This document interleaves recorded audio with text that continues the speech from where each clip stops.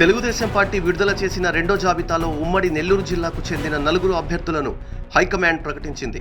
కోవూరుకు వేమిరెడ్డి ప్రశాంతిరెడ్డి, వెంకటగిరికి కురుగొండ్ల లక్ష్మీప్రియ, ఆత్మకూరుకు ఆనం రామనారాయణ రెడ్డి, కందుకూరుకు ఇంటూరు నాగేశ్వరరావు పేర్లను ఖరారు చేశారు. వైసీపీ నుంచి వేమిరెడ్డి ప్రభాకర్ రెడ్డి టీడీపీలో చేరిన తర్వాత ఆయనకు నెల్లూరు ఎంపీ టికెట్ను చంద్రబాబు ఖరారు చేశారు. తాజాగా వీపీఆర్ సతీమణి వేమిరెడ్డి ప్రశాంతిరెడ్డికి కోవూరు శాసనసభ టికెట్ను ఇచ్చారు. ముందుగా అనుకున్నట్లుగా ఆత్మకూరు నుంచి ఆనం రామనారాయణ రెడ్డి బరిలోకి దిగుతున్నారు. వెంకటగిరిలో కురుగొండ్ల రామకృష్ణ వారసురాలిగా ఆయన కూతురు లక్ష్మీప్రియ పోటీకి సిద్ధమయ్యారు.